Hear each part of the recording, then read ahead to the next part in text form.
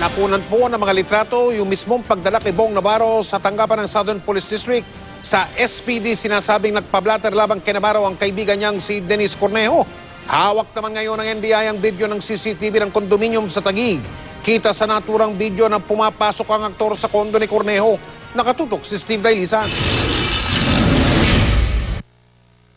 Halos di na raw nakilala ng mga pulis ang actor TV host na si Bong Navarro nang dalhin sa investigation section ng Southern Police District noong Miyerkules ng gabi. Si Bong ang nakakap at itim na V-neck shirt sa kuhang ito ng SPD habang nilalagdaan at binabasa ang blotter.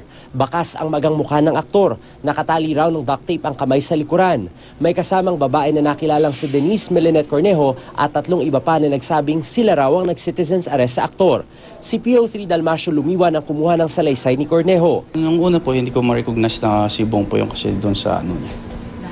Doon sa medyo namaga yung sa right face niya. Tinanggal po yung duct tape niya tapos tinanong po namin siya na baka pwede dalhin ka namin na lang sa ospital. Hindi yun po. Sabi niya, wag na po.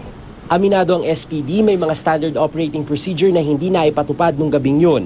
Kung ganun daw kasi ang kondisyon ng isang inirereklamo, dapat ay nilagay din ito sa blotter. Kinukonsidera siguro ng ating mga kapulisan yung katayuan status ni Bong. Ang protocol talaga, dapat na medical. Celebrity o hindi. May pagkukulang talaga, that is obvious. Pero sabi ng mga pulis na humarap kay Bong, inasikaso naman nila ang aktor. Humingi pa raw ng tubig itong aktor na si Bong Navarro, binigyan naman siya ng pulis at saka nung humiling siya na maghilamos ay pinapasok siya sa kwartong ito. At saka dito siya tinanong ni PO3 Rolly Laureto para sa kanyang bersyon ng kwento habang siya na may naghihilamos sa lababong ito. Nilayo ko siya doon sa mga tao, dinala ko siya doon sa may parang kitchen namin. Habang naghihilamos siya, tinatanong ka. Tapos sabi niya lang sa akin, ayaw ko na sir magsalita. Yung mga katabi naming opisina, nandun yung SWAT, nandun yung ano. So walang problema siguro sa security niya. O kung magsusumbong mo siya sa inyo, sasabihin niya, boss, papatay mo ako nito, may trip. Kung nagsalita lang siguro siya, mapoprotekta namin siya. Binasa at pinirmahan daw ni Navarro ang blotter pero tumanggi itong magbigay ng anumang pahayag. Nakiusap lang daw ang aktor na ihatid siya sa condominium ni Cornejo para kunin ang sasakyan. Ako ang nag-utos sa kay PO3 Laureto, habulin natin si Bong kasi kailangan natin siya pilitin magbigay ng statement. Tapos, nung huminto naman si Bong, paghabol namin, nagbaba yung bintana ng driver niya. Ang sabi ni Bong, sir, wag na po kasi alang-alang lang sa pamilya ko, wag na po. Ang Taguig Police na ang inatasang lead investigator sa kasong ito.